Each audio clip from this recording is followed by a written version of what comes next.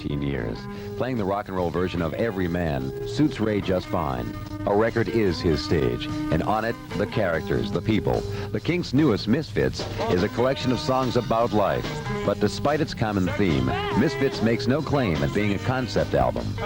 It wasn't meant to be a concept album, because the idea was to make it a lot of tracks that didn't fit in with the concept, right? Misfits. But then as it wore on, and when I actually got down to sit down and write the lyrics of Misfits, because that's a weird job, because Misfits, the first verse, and the music, and the chords and everything came exactly at the same time. They were the first things I thought of. But then I got into the song and I had to think about the words. It wasn't until I got to do that I realised it was a key track to tie the whole thing up. And it could say a lot about the band, say a lot about me, and about the album. As a musician who's endured and prospered for so many years, Ray Davies seems quite naturally a candidate for tax exile. Now, the fact that he hasn't chosen to leave England speaks volumes of his feelings for home. My argument is that if ever I left England, it wouldn't be because of tax. It's because I didn't want to live there anymore. But I still live there. If you attain complete stardom, you do cut yourself off from the world. That's what it's all about. That is freedom, perhaps. And I'm saying maybe I don't want to be free, maybe I feel that I should stay here. It wasn't matter of fact that when I paid all my tax, I held the world in the palm of my hand. And all of my debts were causing me to defect to a land of bananas and sand. So I ran, yes I ran, yes I ran to a foreign land. Here I am, here I am, here I am in a foreign land. I'm so glad we made it. I thought we'd never land.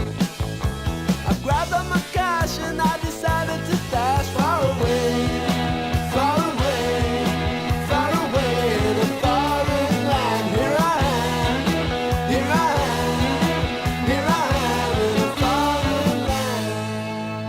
Goodbye to all of the rich man's daughters. Goodbye to my debts, now we're across the water. Far away in a foreign land. Here I am, here I am, here I am in a foreign land. La la la la la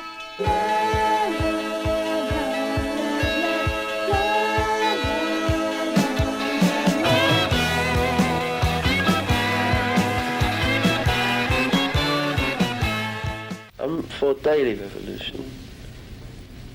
Even if it means I decide the revolution against getting drunk. Tomorrow morning I won't wake up with a hangover. But some kind of revolution. But I'm opposed to sort of revolution without cause, without a real cause behind it. And in England I think there's just people who say they want a revolution. Really. People who work in factories, people who've got a right to say, I'm unhappy.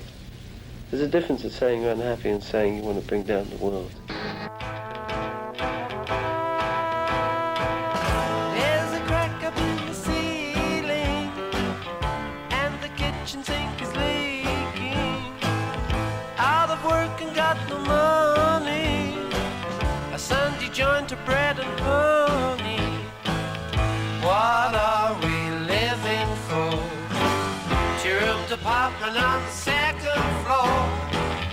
No money coming in. The rent collector's not trying to get in. We are strictly second class and we don't understand why we should be a dead end street. People are living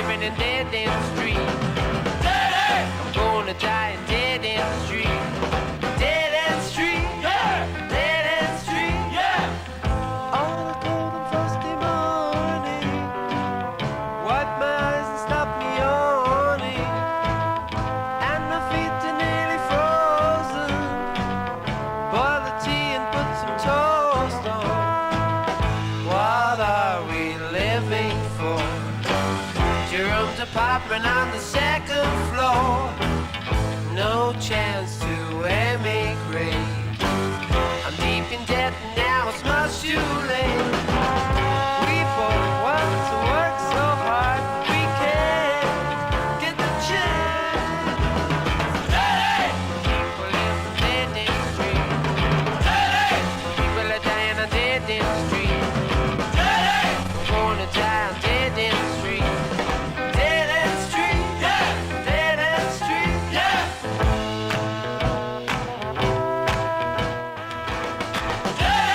People live on dead end street. People are dying on dead end street.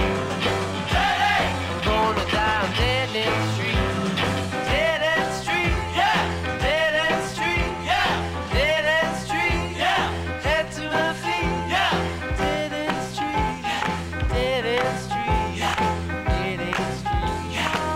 How you feel? How you feel? Dead end street. Dead end street.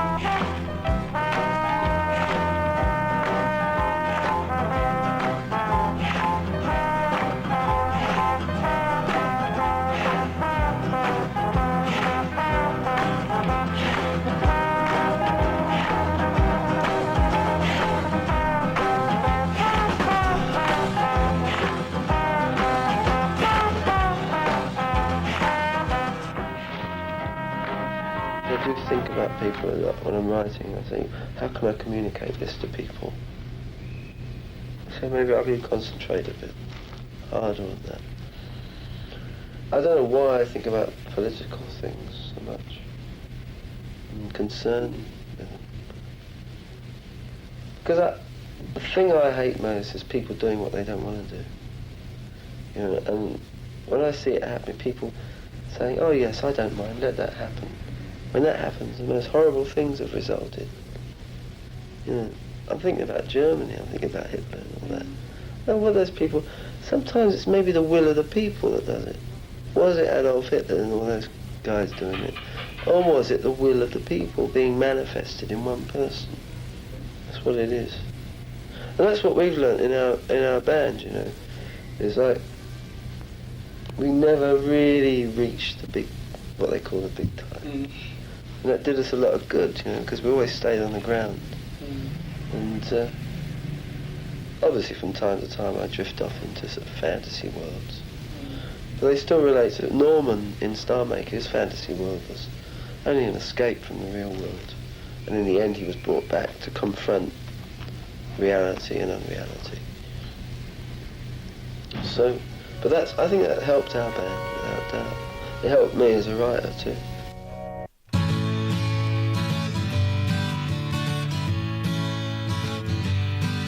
Let's all raise a glass to the rock stars of the past.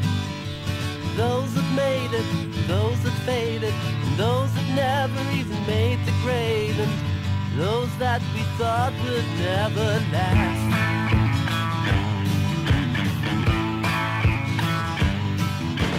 Singers come and go, and stars fade away.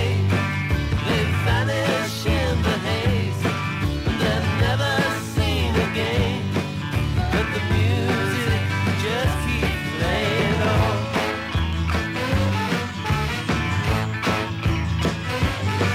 They can't stop the music. They can't stop the music. They can't stop the music playing on.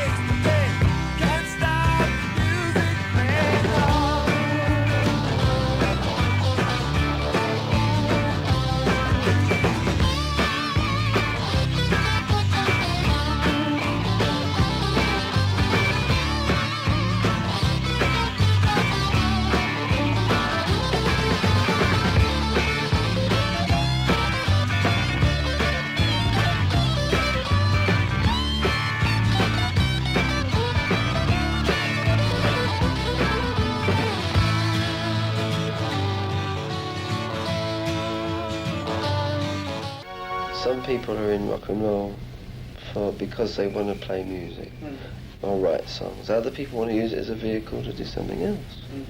I think I'm one of the unfortunates who want to write songs and want to write. I'll continue writing. And if I was offered, I don't know, there's a door that says immortality, you know, and whatever, and riches and fame, and I would go through it, I'd think about it, and the fact that the door's there is enough to say, well, I've done it. You don't have to go through it. I'm Jim Ladd, and I want to welcome you to our interview of the Kinks. This will be the second meeting with lead singer and composer Ray Davies, and oddly enough, it's even the same Hollywood hotel that we met him in last time. Only last time, we didn't have to first drag him out of the pool and then go meet him in his room. But, as was the case in the first meeting, Ray Davies turns out to be a very interesting and cooperative guest. All right, let's hear it for the Kinks. Okay, good to see you again, man. Well, it's good to see you again. Seems like yesterday. Yesterday we didn't drag him out of the pool, though, so... Oh, yeah. I never go in the pool. I just grab a little bit of the sun, you know, get rid of the spots. When you're in L.A. and around, are you bothered a lot with Hello, Ray, and can I get the thing still, you know? No, I usually say, who are you? You know, I know you from somewhere. Yeah. I'm the invisible man. People know me, but they can't put their finger on it. Unless they really do buy records. But the general sort of business people think they've seen me before. 'Cause he gets up in the morning and he goes to work at 9 and he comes back home at 5:30, gets the same train every time. They seek him here, they seek him there. His clothes are loud, but never square.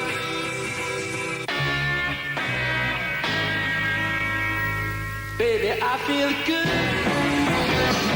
from the moment I rise. Feel good from morning to the end of the day.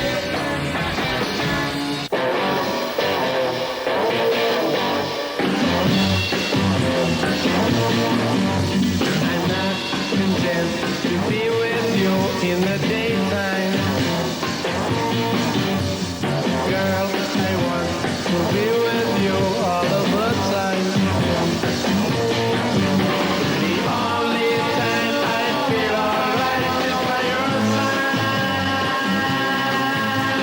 Girl, I want to be with you all of the time, all day and all of the night. All day and all of the night.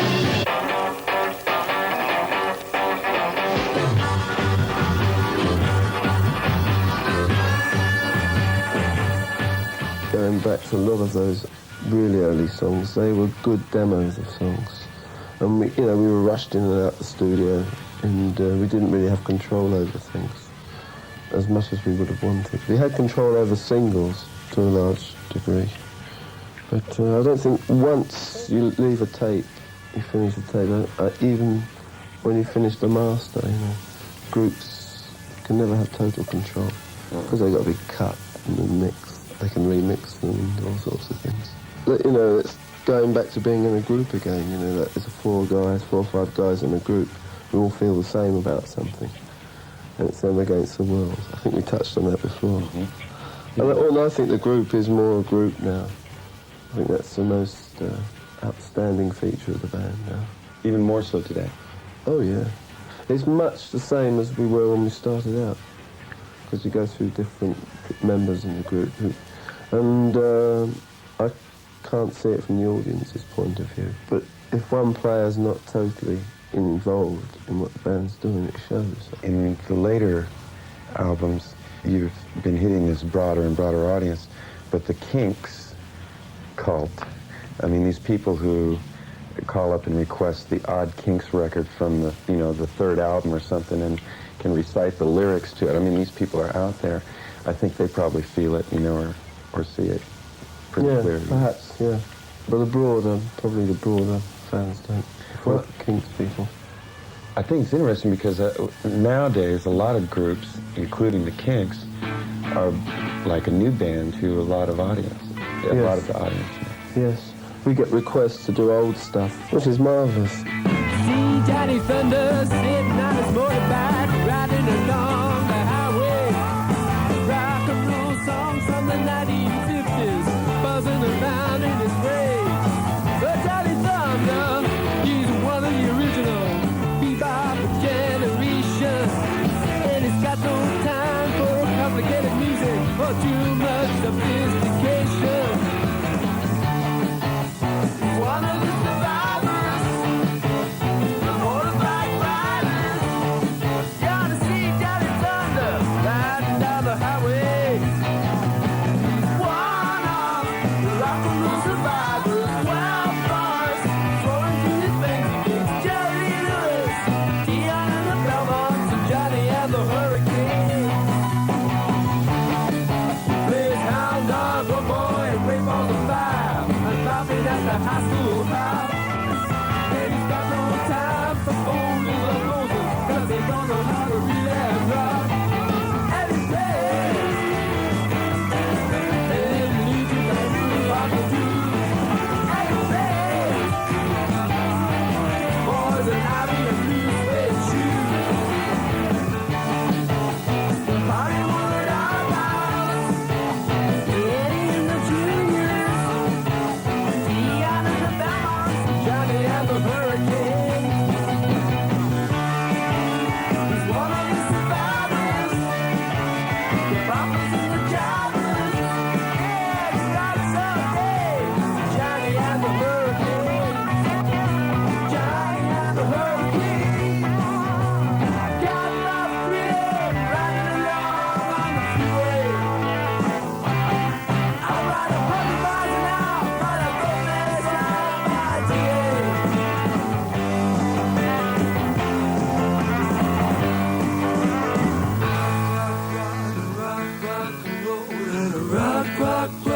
Rock and roll. No, you can't stop rock and roll music. Rock and roll. You can't stop rock and roll.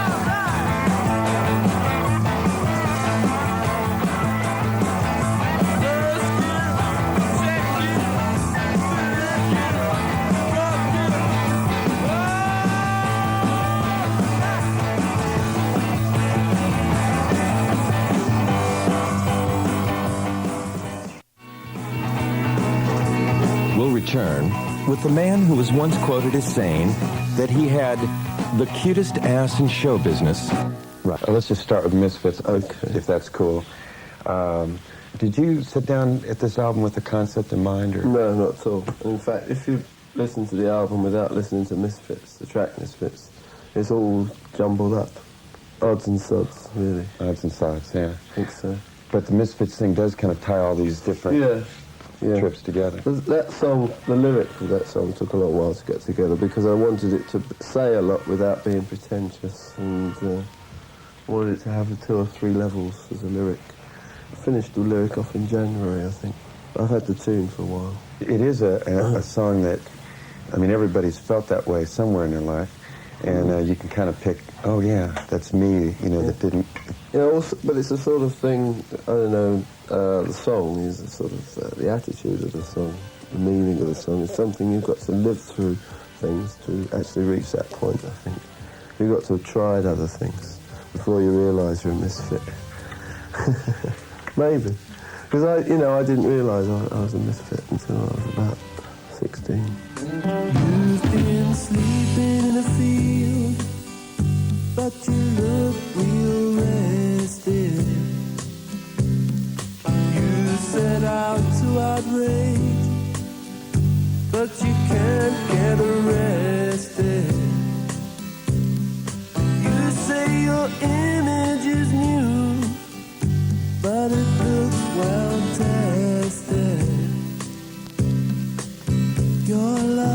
without a crowd. Yet you go your own way. You say your summer's gone, now the winter is crawling in. They say that even in your day, somehow you never could quite fit in. Though it's cold outside, I know the summer's gonna come again. Because you know what they say, every dog has his day. You're a misfit, afraid of yourself, so you run away and hide. You've been a misfit all your life. Why don't you join the crowd and come inside? You wander around this town like you've lost your way. Had your chance in your days, yet you threw it all away. But you know what they say, every dog has his day. Why did you write a tune about hay fever, Ray? Well, first there was Hey Joe, then there was Hey Jude, then there was Hay Fever. It's I've had the song for 3 years. I've been threatening to write it for 5 years. Hey Joe, Hey Jude, and Yeah. Hay Fever. Yeah, and that's basically it. We got a sort of a label. We had a label called Tonk, and I thought, well, Tonk means nose in English. And well, Hay Fever's perfect. And I used to get it. I don't get it anymore. I haven't had it since I've written the song. Is that right? Yeah, I don't know. It's just I like the idea of a guy sort of going to discos and things and really trying to be cool and getting hay fever. There's nothing worse than sneezing, you know. And having it on your Like shirt. getting a very heavy moment together, you start sneezing. And also, it's good, I think, for the album because there are what people might think are heavier songs on the album. And I always like to mix things up because I don't like people to get too serious. I don't, you know, when I get too serious, I'm boring, truly boring. Yeah, I like to keep it light. Sitting by my stereo all alone, my baby calls me on the telephone. She says, baby, take me out for a dance. I tell my baby, I feel so bad, I can't go out and it's making me sad. But when you see me, I know you will understand.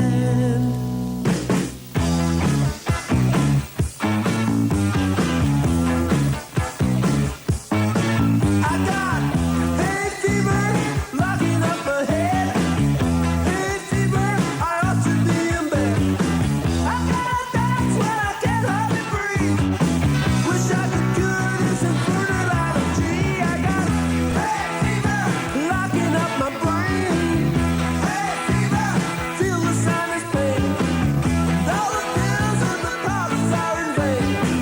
Thought I was cured, but here it comes again. It goes.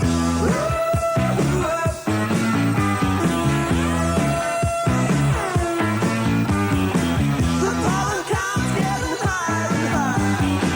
My eyes are sore and my nose is on fire. My throat's dry now, I'm starting to perspire. I stuck my head's feeling all of my desire. I got hay fever, you wicked allergy. Hay fever, you put the curse on me. And now they hail, there's no remedy.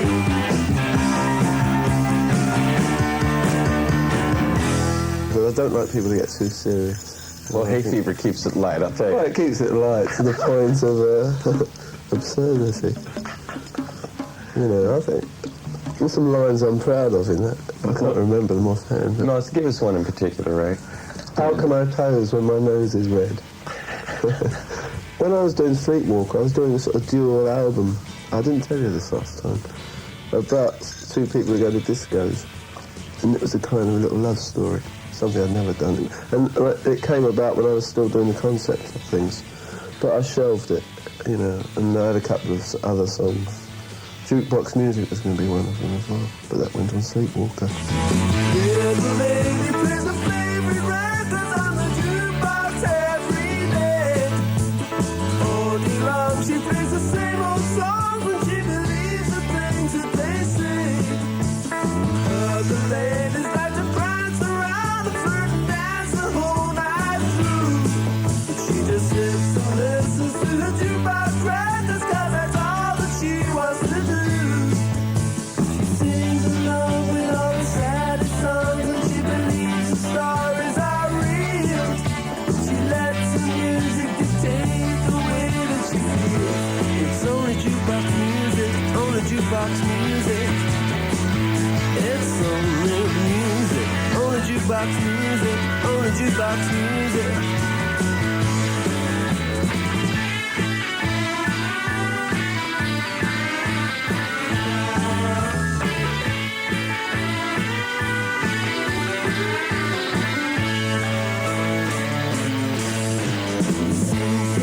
She's in a fantasy, she's living in a world of pearls. And we all agree that she's a mystery because she'd rather be all alone. Every guy will do his best to try to put that music out of her head. Forget all the songs and just dance to the music instead. It's only jukebox music, only jukebox music. It's only music, only jukebox music, only jukebox music.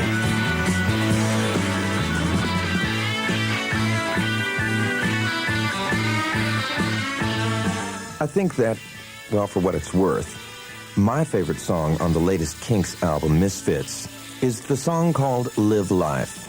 To me, it has a very simple but positive statement to make on a very complex and not always so positive world. I can best put this song in perspective by giving you an incident in my life. I had a choice once of going to a very high-powered meeting about signing a record deal with the Kinks. You know, it was one of those horrible, uncomfortable meetings when they had the figures out and everything, and it would have been a big thing for me to go to. And I thought about it, and I decided to have my hair cut instead. I think that's to be aware of everything, but always keep it in perspective and not look after number one all the time, but realise that there are other things. The small things are just as important as the really heavy things that are going on.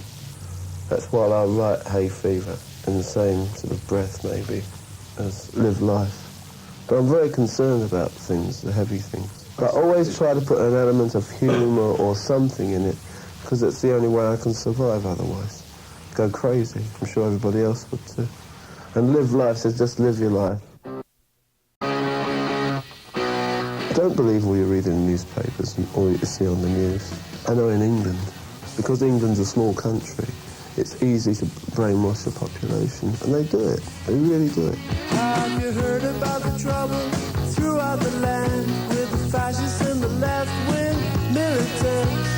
Out-of-work executives are killing themselves, and the IRA are killing everybody else. Don't panic, don't lose control. Keep your head, keep a hold. Act normal, there's nothing wrong. Stay cool, just carry on. You gotta live life, be yourself. You can't live life for anyone else. You gotta live life, that's all you do. Nobody gonna live your life for you. Don't get depressed when you're reading the press about world revolution and social unrest. Try not to panic when you switch on the news and see the crooked politicians and the unemployment queues. It's only life, it's really fine. So don't believe all you read in the headlines. Live life, see it through. Carry on, that's all you can do. You gotta live life for yourself. You can't live life for anyone else. You gotta live life, that's all you do. Nobody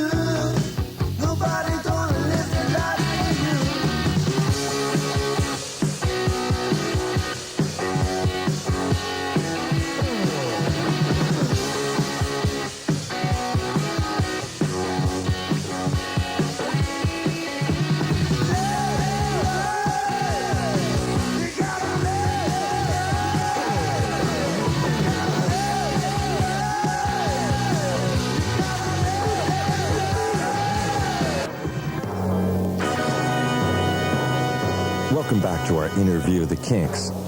When the Kinks first began, they were a four-piece band. Our guest tonight, Ray Davies, his brother Dave Davies on lead guitar, Mick Avery on drums, and Peter Quaff on bass. Now, over the years since Peter Quaff left, the Kinks have added and subtracted many people. But Ray, Dave, and Mick are still together and playing better than ever. Although, during this time, things have not always gone smoothly between Ray and his brother Dave. How are you and your brother getting along these days? It's all right. Yeah? All right. It'll always be difficult with family.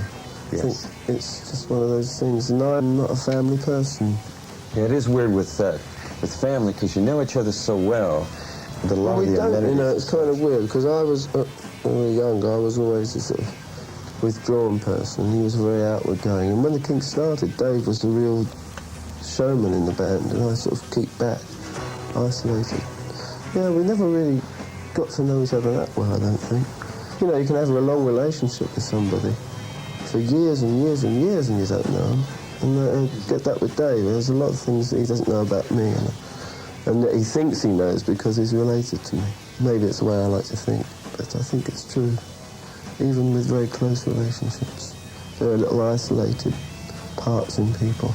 And that's what I deal with in a lot of my writing, and in Misfits in particular. Out of the Wardrobe is not a song about a transvestite as such. It's about people that do not let them, the little parts of themselves, the little knots inside them, come out. You love people for weakness, I think, not for their strength. You can understand their weakness. I think that's when it really starts to be love and friendship, perhaps. Whatever little idiosyncrasy you have, you know, as a person, don't be ashamed of it. I think that's what it's trying to say, that song. Has anybody here seen a chick called Dick? He looks real burly, but he's really hip. He's 6 feet tall and his arms are all brown and hairy. He married Betty Lou back in '65, when you had to be butch to survive. But lately he's been looking at his wife with mixed emotion. You see, he's not a commonplace closet queen. He shouldn't be hidden, he should be seen. 'Cause when he puts on that dress, he looks like a princess.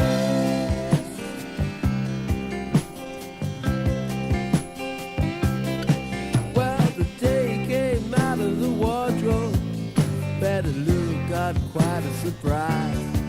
She didn't know whether she should get angry or not bat an eye. She really couldn't call up her mama. Mama would positively die.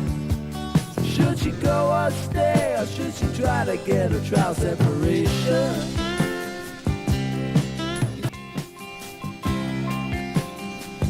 He's not a dandy. He's only living out a fantasy. He's not a pansy. He's only being what he wants to be. Now his life is rearranged, and he's grateful for the change. He's out of the wardrobe, and now he's got no regret. Betty Lou didn't know what to do at first, but she's learning to cope at last. She got the best of both worlds, and she's really in a state of elation. She says that it helps our relationship. She says change is as good as the rest. And their friends are finally coming round to their way of thinking.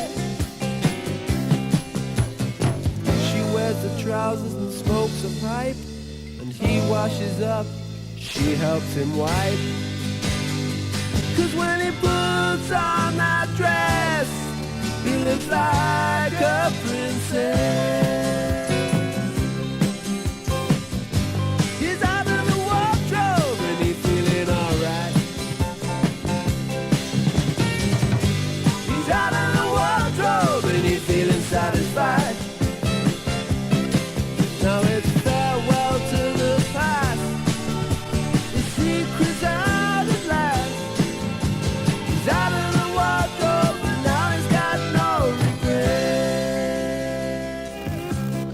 One aspect of the British way of life that I have never quite understood is their seemingly intricate class system. Now, some English people have said that the reason I don't understand class is because I have none. I hoped Ray Davies wouldn't feel the same when I asked about his ranking in British society. And wouldn't you just know? I'm not upper class, I'm sort of middle class. Yeah. People on a whole will acknowledge that the class system is sort of dying out. But the establishment will not. The establishment, there is still a class system. And until we grab those people or get them to adjust, England will never change. And it's those people that are driving us one way or the other, whether it be on the left or the right. I think the same people still control Britain, regardless of which political parties in. So they still want to cling on to the fact that if you're working in a gas station, that you're, as a human being, you're different than someone who's a school teacher? No, it's not the gas station. It's not what you do. It's more how you talk and what schools you went to. It's still down to that. You know, I know a lot of people, a lot of upper-class people, who do nothing, but they're not called unemployed. I think in America it's geared up to what job you do in a gas station. I suppose that's working class.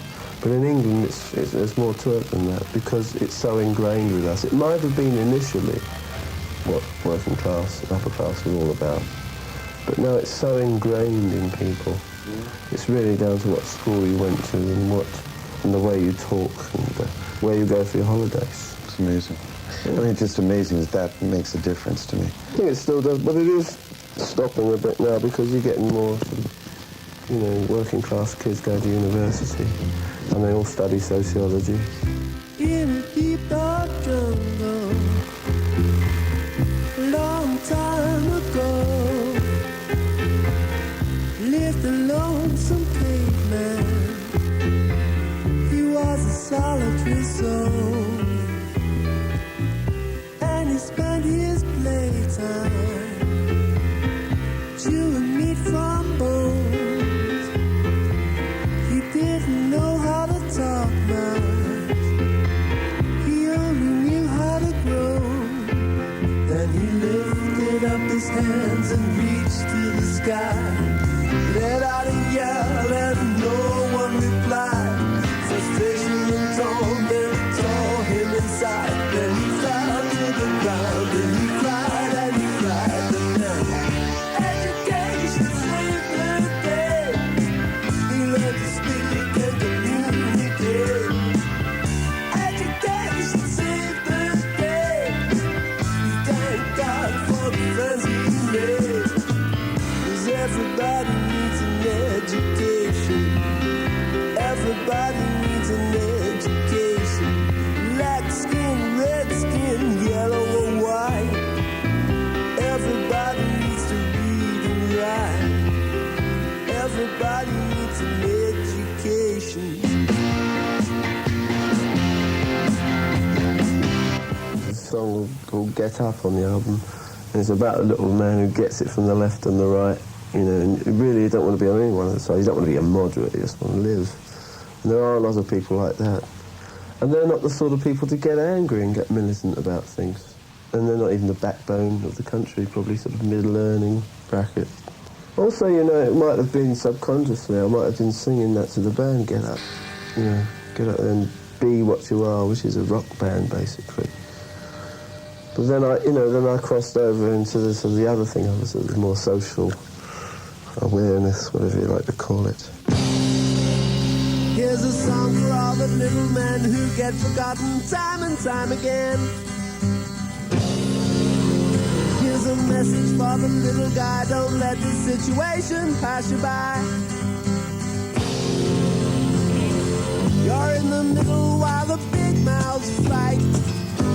You get it from the left and the right, ain't it crazy?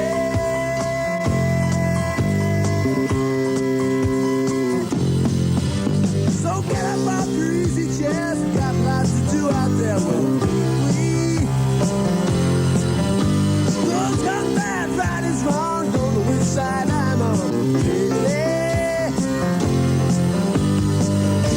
get up from the town,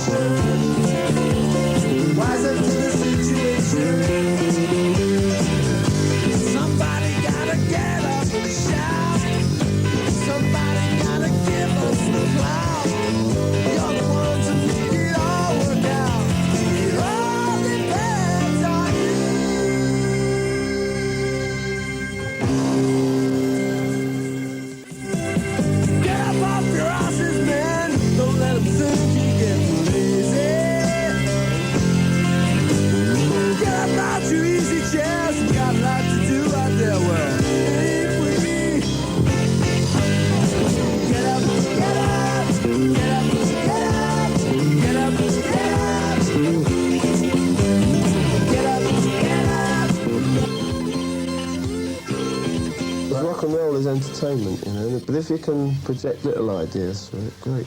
I'm not saying that I absolutely haven't got the answer, because I'm not qualified.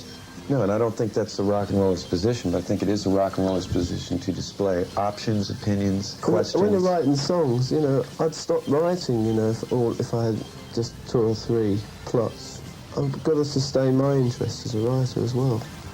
And I'm interested in a lot of things, a lot of dimensions, and I want to write a song about the Today Show, because I think it's a really funny show. About chicken pox. Chicken pox. Anything. I don't want to be limited to one style or one particular song. I'd like to write a love song as well. I'm not going to write love songs about the normal relationships between people, because relationships are different now.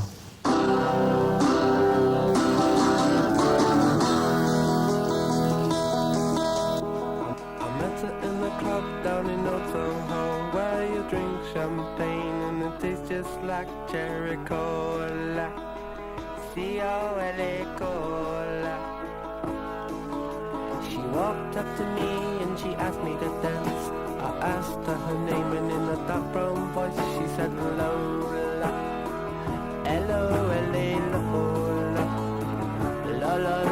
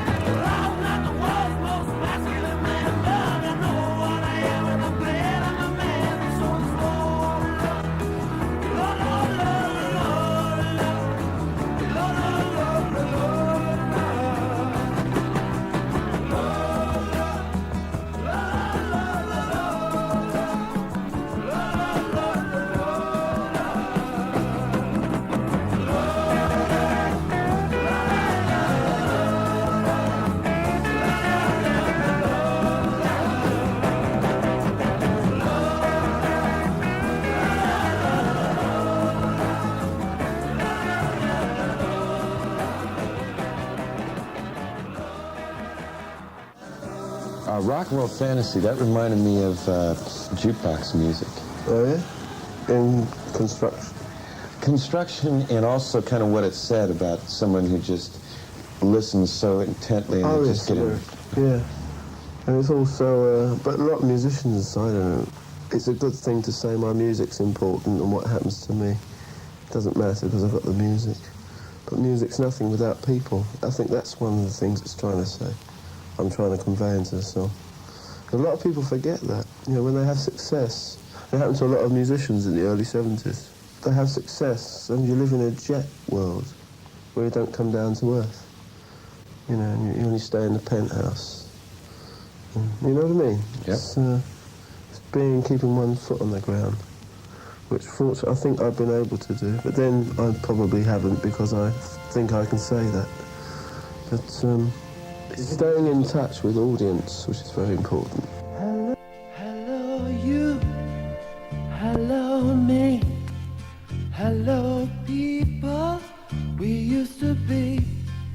Isn't it strange? We never changed. We've been through it all, yet we're still the same. And I know it's a miracle we still go. Before you go, there's something you ought to know. There's a guy in my block, he lives for rock, he plays records day and night. And when he feels down, he puts some rock and roll on, and it makes him feel alright. And when he feels the world is closing in, he turns the stereo way up high.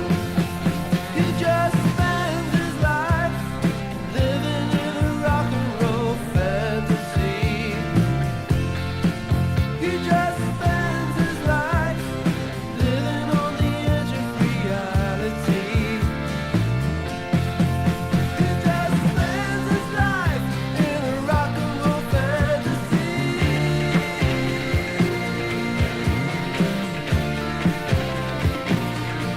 He just spends his life living in a rock and roll fantasy. He just spends his life living in a rock and roll fantasy. Look, Dad is a fan and he lives for our music. It's the only thing that gets him by. He's watched us grow and he's seen all our shows. He's seen us grow and he's seen us high. Oh, but you and me keep thinking that the world's just passing us by.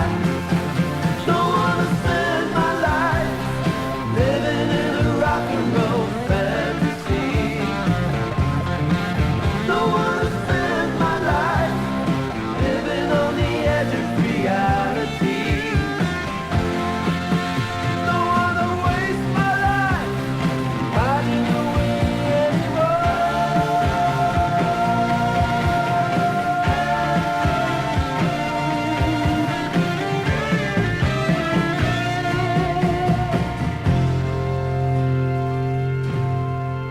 Don't wanna spend my life living in a rock and roll fantasy. Thank you, man. Again. Thank you very much. All right. Ray Davies, one more time.